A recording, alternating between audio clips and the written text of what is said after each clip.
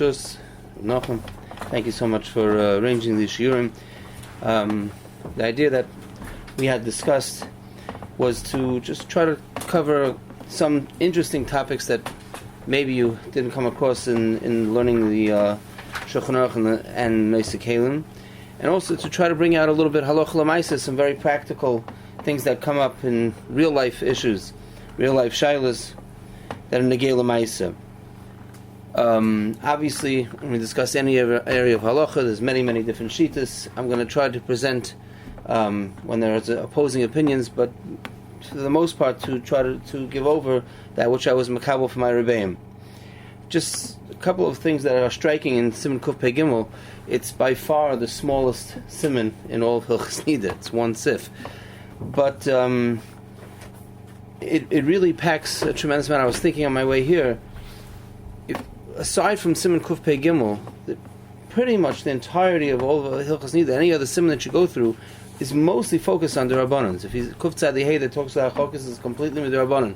Kuf Pei Dal and Kuf Pei Tes that talk about Oinus, completely with the Rabbanan. There are a couple of aspects that maybe deraisa. Pretty much, even when Chafif and Chatzitza, to have today a Chatzitza that's deraisa is not very common at all. So there may be a couple of ideas that are deraisa throughout all of Hilchos Nida, but very few. Kuf Pei Gimel, I can't say it's the most important in all of Hilchos Nida, but certainly it covers so many aspects of deraisa. Does a woman become a nida deraisa or not? So I think if we start in the lashon of the Mechaba, I think mamash every single word is very meduyik. Some of the things b'shidchiyah seem to be very obvious. But the Mechaba starts off with Isha sheyotza dam mekayre. Okay, so the first word, Isha, that I think we all pretty much took for granted. That's very obvious. However, it may not be as obvious as we think, because the truth is there is a havamina that if dam came out of a man, that he would be considered nida, and the Gemara brings on Daf Lamed Hey. The Gemara has to bring a drasha to exclude ish. The Gemara brings the Gemara says Isha Kra Lamali. Why Taka does it have to say Isha in the pasuk? Could have said Adam, I guess. And the Gemara says the Muta Ish Mu'udim, in order to exclude an issue. A dam would come out of an ish, that the Gemara has it said that Taka would become a nida. And the Chiddush Niflo that I found is that it actually did happen. The Chidah mentions that he met someone and he refers to him, he was Migdoili Hakal, so it was Choshva Yid, a steam member of the Kehillah, and Taka, he had monthly periods. So this thing... From where? It would seem to be Pia Amma, but he would see Dam. And the Gemara... and he met. Someone told him about it, and he actually met the person, and this was the Metzias. But it gets even more interesting. The Medrash says in two places that in earlier days men actually saw dam. There's a Medrash in Parshas Metzora, Medrash Tanchuma, and the Yachid Shemaini also Parshas Metzora that brings that originally men would see dam, and until Rachel Imenu made a statement that Kiderach Nosham Li, it seems like at that point that was terminated. But again, this seems to exist. Pardon? Androgynous. Okay, but then you could say it's on the keva. That's a zav. No. Zav is shechazera. But the Gemara brings this a drasha. He doesn't have a makar. He doesn't have a Enechanami. Okay, I'm just quoting you what it says in the Medrash. So the Gemara Kedushin says Oilemi Shabban of Nekevis. It's hard for Gemara to understand. So Abaya says in Sanhedrin Daf Kufam Beis that this refers to a man who has physical features of a woman. Ad K'dei Kach, that Abaya describes a person who is able to be manic his children. So and Abaya in another place in Shabbos says Kama Gru Adam Zeh Shenishtan Alei say the Reishis. It's a strange thing. So but again, long time ago, it seems that it was shaykh. Akoponim isha sheyotza dam. Sheyotza dam makayr, that the dam left the makar. So the Torah is telling us that it has to actually leave the uterus in order for it to be a nida. It doesn't have to actually leave the body; it has to leave the makar, as the Mechaber says later on. Once the isha has hagosha that left the makar, it doesn't have to necessarily leave the body in order for it to be tmei. But we'll speak about that a little bit later. The Lashon Mechaber again, isha sheyotza dam. So dam also would seem a little bit obvious. However, it's not so obvious. We know that it's brought down in many svarim. Some Sefer speaks about it. The Shevet Levi speaks about that. There are many other discharges that women can have. That's not dam. So clearly, the Mechaber is excluding other discharges they would have. It's interesting to note that the Mechaber himself and Siman Kuf Pei Ches and the Ramah both bring that if a Isha sees something and it even has a smichus of dam, it even is of harbe, it has certain characteristics of dam, but it's not dam itself. It's not matamaher. But there's a Trumas Hadeshin. They're coming Lafuki, the Trumas Hadeshin, who seems to say that if it has those features, Isha would become tmeir.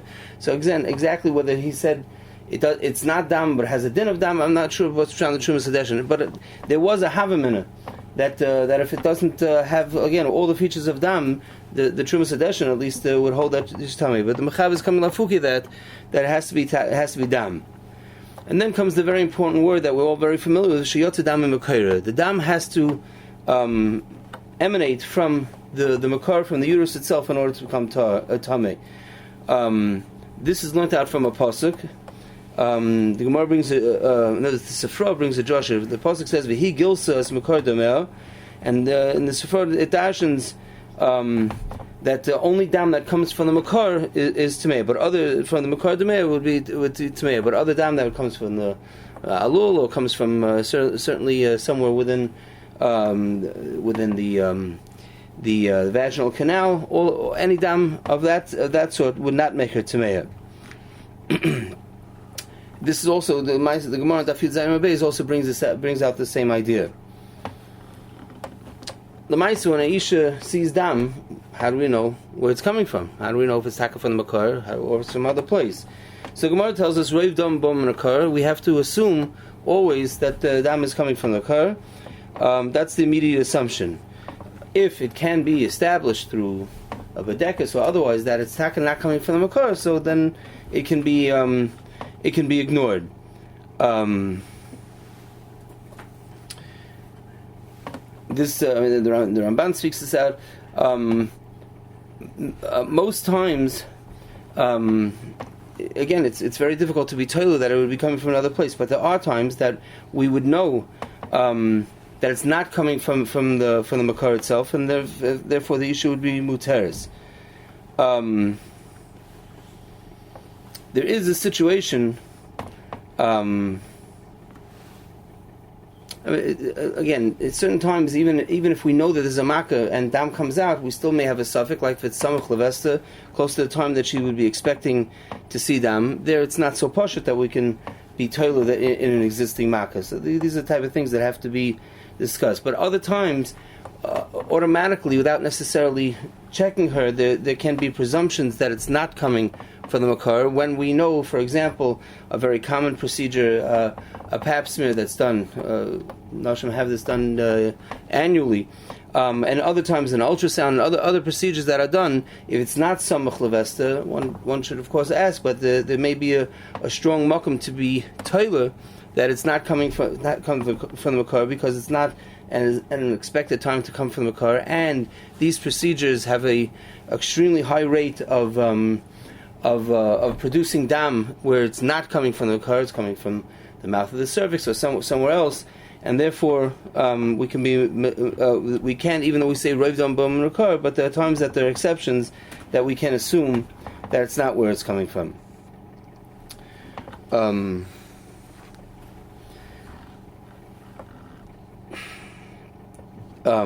There's one situation, a very, very strange situation. where an Isha is seeing dam, and we know it's not coming from the car, and yet she'll be Tamei. There's probably more than one example. Anyone think of an example like that? Well, we know it's not coming from the car, and yet she's Tamei. So there's one more obvious example, one not so obvious example. By Dam Besulim, that's a case where we know it's not coming from the car, that she would be Tamei Midrabanan. However, there's a fascinating case in a situation where a woman undergoes a hysterectomy, which means they remove the uterus. So obviously at that point, if it's a full removal, obviously at that point any dam that's coming out is not coming from the uterus. She doesn't have one. And yet, although most poskim, Chalkas Yaakov, the Minchas Shevet Alevi, the Choshani, most poskim say that if she sees dam, there's no way we can be metama her. It's interesting to note the Minchas Yitzchok had a vikuach with the Rogatchover, and he took a stance that if she has it in a normal vesset, she has monthly periods, even though again it's not coming from the car. He still was of the position that she would become Tameya. So that's a fascinating example. But the truth is, maybe we can bring a shtickle raya from last week's parsha, because the Gemara tells us that when Sarah heard the news that from the Malachim that she was gonna bear a child, so the Gemara says she was persanida. Now, there's a Gemara in Bava Metzia. In Yevamos and Daf Samach Dalar Beis, the Gemara tells us that Sarah did not have a makar. She did not have the kalim in order to carry a child.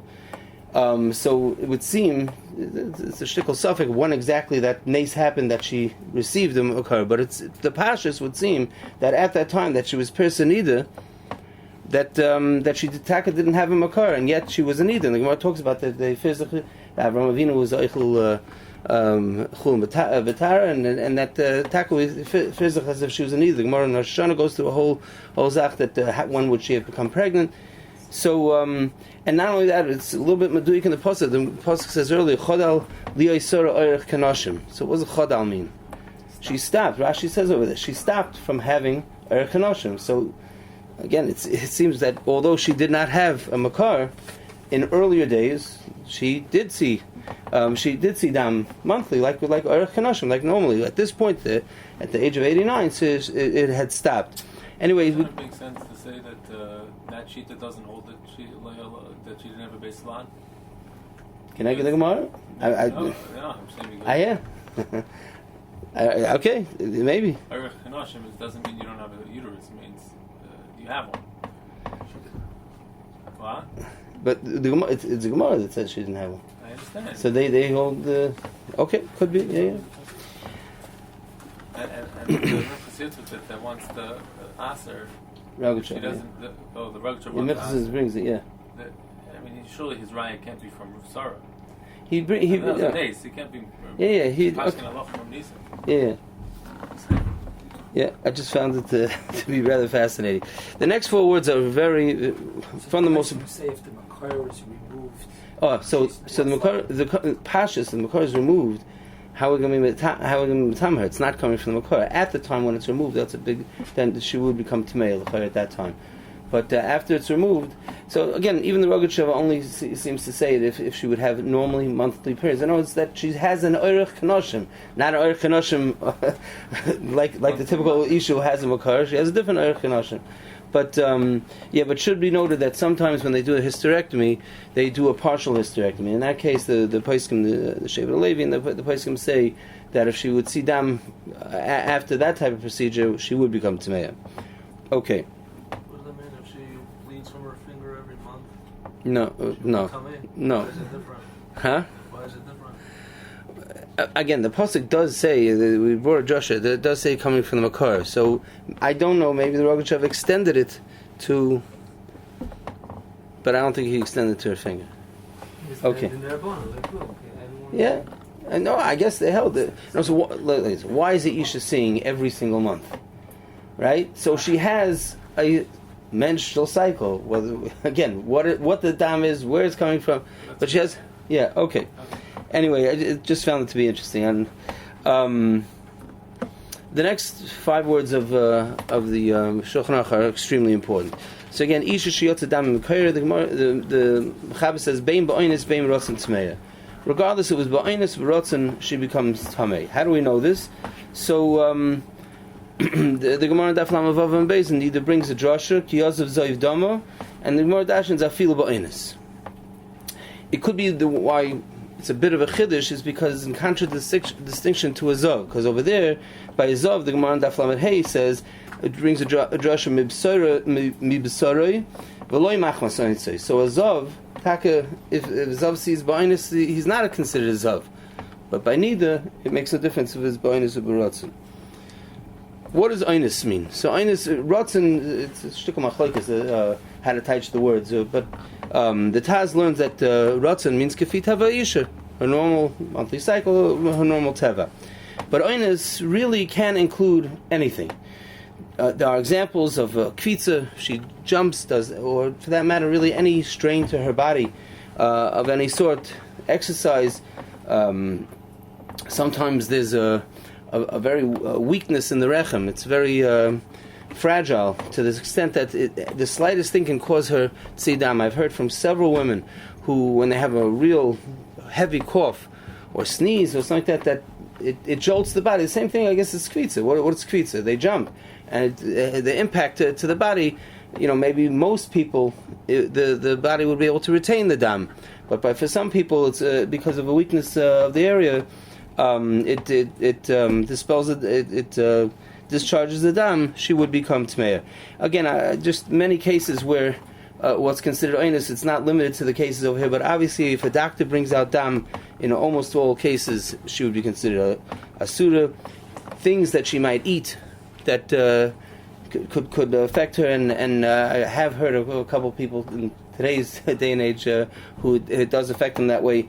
They could become they can become a nida. What's very, very, very common, probably the most common example of einus, is one who is having hormonal treatments or is on some contraceptive device or any types of hormones and other medicines which trigger for her to see dam. That medicines with steroids, other types of medicines can cause this to happen.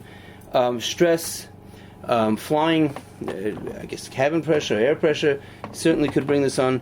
There's a concept known as pheromones that can almost have a contagious effect that someone else who's having her cycle can trigger for the people around them to also see them.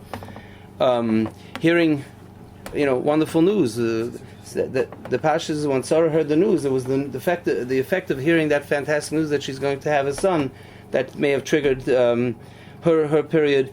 The opposite also is true if someone hears some very disturbing news. We know the Gemara brings with right there when Esther Malka heard the news, she quote trembled, but the Gemara says that she was pirsanida. So really, it doesn't make a difference what it is. Pardon? Yeah, tamchim is a simple thing. Yes, so it could be really anything that would trigger it. Once a lady called me and she said she doesn't know why she's seeing dam out of the blue, and she said the only thing she can attribute it to is the fact that her cleaning lady called that morning and said she's not coming in. So it really could be any reason and any time. Contrary to what some people think, post-menopausal women who haven't seen dam in years, they can become a nida. I've had quite a few calls from people in their 60s and 70s who saw dam, and now today, if we if she gets examined, it's possible we will find that there's a cause for the dam. But if we can't attribute it to something else, certainly she would be considered a nida. And for that matter, at any age, Bas Yom Echad, the Rambam says, also could become a nida. During pregnancy, of course, Nashim can become a nida, even though it's clearly not part of Re'iyah. And maybe the most common mistake with the greatest consequences is people who don't, I'm sure everyone learned it as a chassan and a kala, they learned it, but who don't absorb this thing that where they think that hilchas nida means when an isha becomes a nida due to having a period. That of course is true, but it's certainly not limited to that, and that's really what these words are coming to say. During pregnancy, a woman is not, certainly in the middle part or end of pregnancy, she is not experiencing her normal monthly cycle. In today's science and medicine, that they don't believe that to be the case. Yet she certainly can become a nida. And the most disturbing statement that I hear, and all Rabbanim hear from time to time, is, but I can't be a nida because it's not my period. Even if we know definitively that it's not a period, she certainly can become a nida. That's really what the Mechaber is trying to bring out. Right? She had a period 15 days ago. What she's having now, Pashas, is not a period. The Torah doesn't really recognize periods 15 days apart from each other. The Torah refers to it as a zivus. But anyway, and many other times where we could be absolutely certain that it's not. It has to be chodesh for the next month. Once. Yeah, okay. Anyways, Yeah. even if it's not a period. Yeah, but right, but the point is, it doesn't have to have anything to do with a period for it to become a nida. Even if it's self-inflicted. Right, the Isha knows that if she eats a certain type of candy bar, it's going to affect her and bring about a period. Okay, so she can do that any day of the week. Still in all, she would certainly become a nida. And then comes the big part of Siman Kuf Pei Gimel.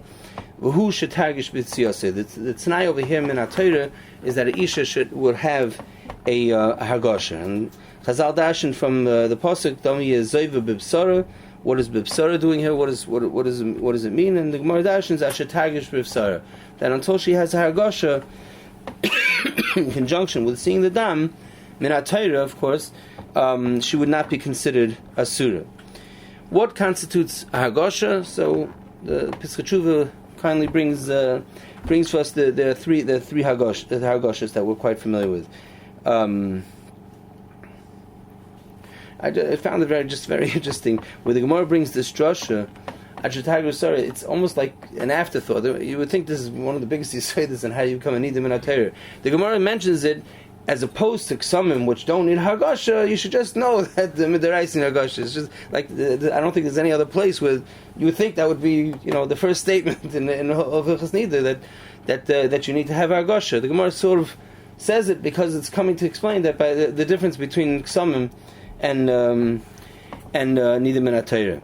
So the Pesach Tshuva over here in Sivkot now says V'da the Shloshim Mini Hagoshas, and then he brings three Hagoshas. And I'm just wondering a little bit, Minyan and Lamali, right? He's going to bring the three. What does he have to say? The Shloshim Mini Hagoshas, and it's very possible. The answer is because there are many women who think there are 100 different types of Hagoshas, and maybe he's coming lafuki that. No, there are three, and only three. The feelings that Nashim have, certain types of pain, fever, coughing, so they do have a makar and hilchos nida, but that's by Veser HaGuf, right? Where Isha has a certain shinui to her guf that she regularly sees in conjunction with the start of a period. Yeah, so all those things, a Mishnah, right? So all of those things can create the Veser HaGuf. But as far as creating a Hargosha, that these are not considered Hargosha, and that is mentioned really by all the poskim, except for, it's very good to note, the Sidrei Torah and the Maram Shik in Chuvas says that we would consider these Hargoshas to be Hargoshas Minat Torah if Isha has this regularly. But again, the Noid Yehuda and the Kriya Seif and the Achreinim dismiss that and say it's only these three. What are the three Hargoshas? So the Rambam brings in Nizdazei Gufa that she has a certain type of shuddering or her body shakes of some sort, and at that time she finds dam. The Mechaber in a couple of places and is bringing from the Trumas Hadeshin that a Hargosha is considered niftach makar, where she has this feeling of her makar, the uterus itself opening up to expel dam. And then the famous Ziva Stavalach Bifnim, where an Isha feels a flow, Bifnim, that is subject to, as the Pesach Tshuva brings, it's subject to machlokes between the Noid Yehuda and the Chasam Sofer, whether that's considered a Hagosha. Chasam Sofer dismisses and says that's not a Hagosha, whereas the Noid Yehuda says it is. And practically speaking, we consider it to be a Hagosha. As we know, the first two, the Nizdazei Gufa and Niftach Makir, are highly uncommon today.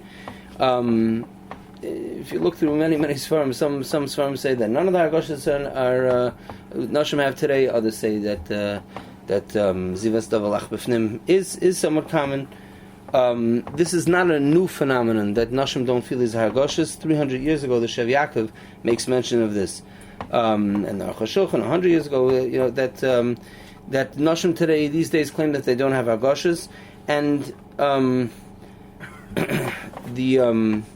okay, we're going to come back to it exactly. What does it mean that they don't feel Hargoshas? The pshat is that they have Hargoshas, but they're just not sensitive to the feeling of Hargosha. The most important word over here in Zivas Davalach Bifnim is the word Bifnim, because there's a very common misconception where Nashim say, "Yeah, I felt it," and then when you ask further, they said, "Well, I felt it on my body because there was dampness on the beged, and now the beged touches the body, and she felt it." That is absolutely not considered Hargosha according to anyone. The Ramosha speaks about whether she was supik, whether she knows what she felt, but if it has to be b'fnim. If that's the example we gave is where it's totally b'chutz. Even b'fnim, there's a big machlokes exactly at what point. The Chavas Das and others say that she has to have the feeling as if the feeling of b'fnim, all the way b'fnim, coming from the makar, that she feels it.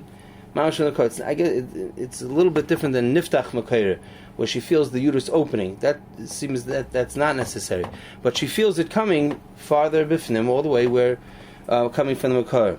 However, Moshe Shever Levi says really, she feels it leaving her body. So this is a machlokes amongst poskim today exactly how we should consider. There are some poskim who completely dismiss anything that the Isha says. Nashim don't have. They say Nashim don't have Hargoshas today at all. I think it's very important that if an Isha says that I do have Hargosha, any one of them, that we have to take it seriously. We have to examine what she has to say. I have heard from very few, but a few Nashim who say they definitely understand what Niftach Makayr means. They definitely said they felt it. I don't think there's any poskim who says it doesn't exist. But it's certainly very uncommon today. But if a Isha says it, I know that there's some Chosim Rebbeim who pretty much just machavek the whole thing and don't even teach it. I think we just have to know that there are 3 Hargoshas, and if today it's not so common, we don't know that's going to be that way in tomorrow or any other time. So one should at least be alert for someone who says that they felt this Hargosha.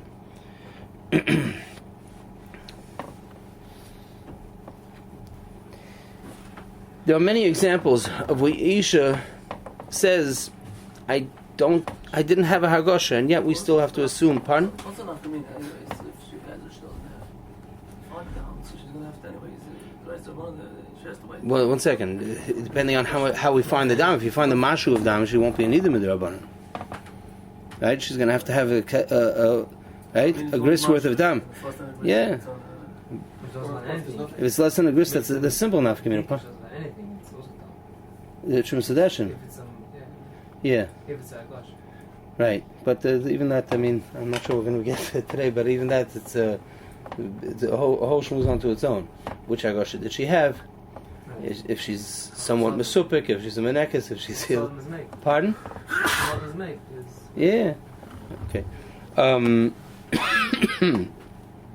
But again, we have instances where the Gemara refers to as Irgish of Lava Deite, where she claims that she didn't have a Hargosha, and yet we have to assert that yes, you did have a Hargosha. You just didn't. You weren't cognizant of it. You didn't feel it. The first one, although the Gemara doesn't mention it, it's extremely important. That is, if she's having her period, she's a nida. Even if she claims she absolutely didn't feel anything whatsoever, if it's her period, she's a nida. Unequivocally, it's mentioned by the Aruch and the Ramosha. And again, the rationale is that she had a Hargosha, she just wasn't sensitive to it. She's the type of person who her body doesn't sense the existing Hargosha. There's a very, very common, very, very common shaila, and really one has to ask their posek how they deal with it. And that is Noshim who have a monthly cycle, but it's very, very shvach. They might see a quarter every single month. Sometimes mamash on the same day. But they'll see a quarter of dam, and they're wearing beged tzavua, So they would not become Tamim D'Rabbanan. And the shaila is, how should we look at that? Should we look at it as that she's having a monthly period with halachically a hargasha, and yet it's very limited, or not? Or should we just look at it as a kesem and she's tahira? And this is, as I said, again, first of all, it's extremely common today. I think more common today than ever, in the sense that it used to be, I would say, more common by older nashim. Nashim are premenopausal, so everything is normal at that point, or abnormal at that point. And sometimes some nashim experience a very, very, very shvach, a very, very small, minute period. So it was negay. But today, with the advent of many different types of birth control, especially nashim who are taking it repeatedly for 2 months and 3 months or even longer, they find that as the company concedes, it doesn't work. It doesn't work so perfectly, and they'll see dam, and they'll want to know how to consider it. Is it just a breakthrough of seeing dam, or some nashim will see a considerable amount of dam, but nothing at all that measures up to a period. The birth control method of IUD is well known for causing this type of staining, and again, some nashim will see it even with a regilus, with a pattern. A nursing mother often will find that to be the case. So again, really, I'm just recommending that one should ask a shaila, because there's some place who holds if it comes pachas make a gris, we can ignore it. Other places will say, come on, that's her period, and others will dismiss it, even though it's considerably more. I think it's fair to say that if a ish is, I threw this out to one of my rebbeim once, that if a ish sees twice, let's say 3 grisen worth of dam, right? So a total of, let's say, 6 quarters. That's not what she would commonly refer to as a period. That's sizable ksum. It's more than a gris. But again, she's not finding it on white. She's finding it on a beged tzivua. So midrabanan, we're not going to be the time of her. The shaila is, it can't be ignored. It's not a mashu. And maybe she even goes to be checked to see if there's a makkah, and there is no makkah. Okay, so what is it? So I imagine, I'm not a doctor, but I imagine medically it would say, so lady, this is your period. You see very little, right? And your midshik lining is either gives off a very small amount of dam, or there isn't a great collection in the uterus, and so this is what's normal for you. But again, it depends on how your Rav will paskin. There's a similar but different machlokes amongst the poskim when we know that the dam is coming megufa. Right? There's a shaila on why we're mekel by ksomim, and but there's a shlom in the milstocker matar. Even though we vade know it's coming megufa, they say if it comes less than a gris, she's tar. However, Sitri Taira, the places Shulchan Aruch Harav, Pridei, and many others hold that she would be considered tmeya. There's an interesting discussion. There's very, very, very little written about this. About an ish who finds a very large kesem, right? Isha finds a normal kesem, that's Siman Kuf Tzadi. But Isha finds a very large kesem that she should be considered, and it's not her period. It's clearly not her period. That she should be considered to be tmeya. That she is considered to be a nida. And people know that Talmidim said b'shem Rav Moshe, the Rav Moshe used a shear of a dollar bill folded in half, that at that much, which is a considerable amount of dam, to find it at one time on a beged, it's 8-9 quarters worth of dam. It's a larger amount. That would be considered a kesem gadol. Other places can have different shiurim about it. Why would an isha become nida if she found the kesem gadol? So they say, the Talmud I spoke to said, because again, it's the same type of thing. It's not shaykh that you would see that much dam at one time, and there wasn't hargasha. It's the same concept that the Gemara brings, right? If you saw that amount of dam, again, we trust you implicitly when you say that you don't think you had hargasha. But we think that you are not sensitive and you're not in tune with it. But we thought that you had a hargasha. Similar to there's several reasons why an issue is having a period is considered to be neither, but similar to that, where we have to assume that Vade was a hargasha. The place can say lashon akol fi ro'isayne amori, right? So except for Moshe, I think some places in Israel have much smaller shiurim of what they consider to be a kesem gadol. But again, when someone sees a kesem like that, they would discuss with the Rav. And what the Gemara discusses that you have any time that something is placed internally of an Isha, we have to be concerned, and when brought outside of her that we found any amount of dam, we have to be concerned that there was Hargosha and she didn't feel it. And the Gemara gives a few examples. One example is the Isha finds dam after Tashmish, during Tashmish, or after Tashmish. And this would also include a husband who found dam on himself, even considerably later after the end of Tashmish, because obviously the dam came there while he was together with her. So even though he didn't find it for 11 hours later, unless there be some way it could be toilet or something else, we have to assume that that dam was there b'shas Tashmish and she's a nida. This is one example the Gemara brings. Obviously this is an extremely important shaila, and if this would ever happen, one has to speak to a Rav. What does the word immediately mean? Right? So it's a big machlokes with a very large range. Basically it ranges from 12.8 seconds to 10 minutes. What's considered to be what's considered to be immediately following Tashmish. So this again, one would have to ask a shaila. And the Gemara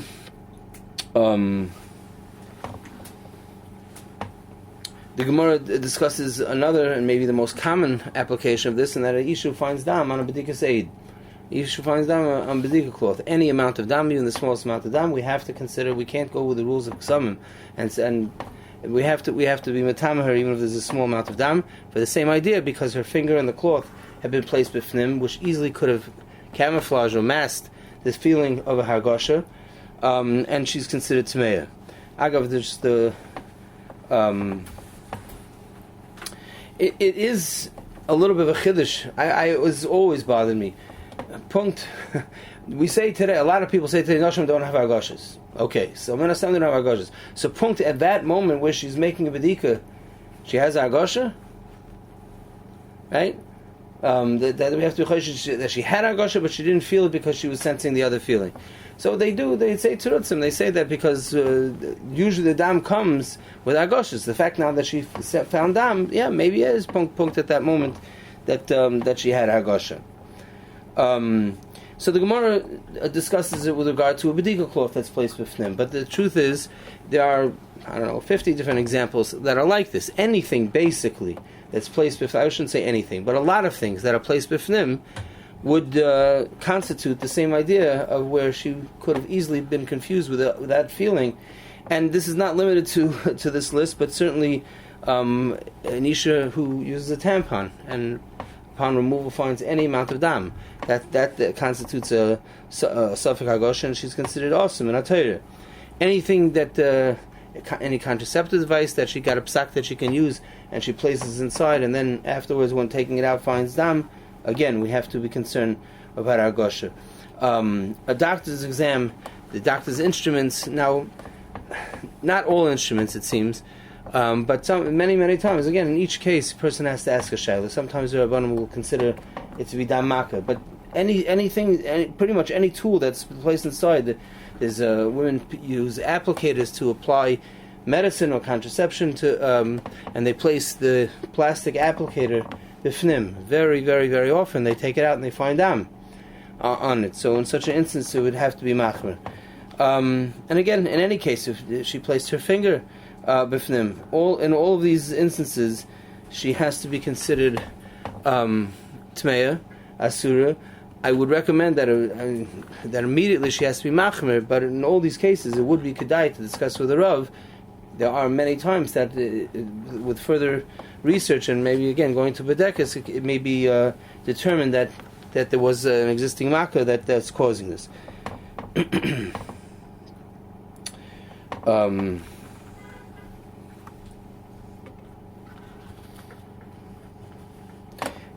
I should mention, with the exception of an Eid Bedika, any time she places something b'fnim, there's no chiyuv to look at it afterwards, and she should not look at it afterwards. And again, it's a rule that we've heard many times, whether it's after Tashmish or again when using this applicator and she's putting that b'fnim, or in any other instance that something is placed b'fnim, there's no chiyuv to look at it afterwards, and they should avoid doing so. People who are advised to use a diaphragm or other types of contraception are also advised that when taking it out, they should just immediately wash it off and not examine it, because there are many instances that a taka will have dam. So again, since there's no chiyuv to remove it, they should to look at it. They should not. Now, how do we consider this? We're choishish that there may have been a hagasha at the time. So are we looking at this as a suffix deraisa, or are we looking at this that vadei she's considered to be nida? And this is of course is a subject of machlekes. It's not that simple. Sigitaira, the crazy placey, and really it's mashal like that from Tosfos. They would hold that it's a suffix. It's a suffix neither, because maybe at that time she had a hagosha. However, the Rambam, Chavas Das, Rukvega, all considered to be a vadei nida benatari, and of course the nafkaminas whether she's a vadei nida. So, in case where you have another suffix, would we create a svek out of it? Some Sefer brings that they're nafkaminas as to how we would look at it. A woman, very very common, that women wake up in the morning and I was at 9:45. I was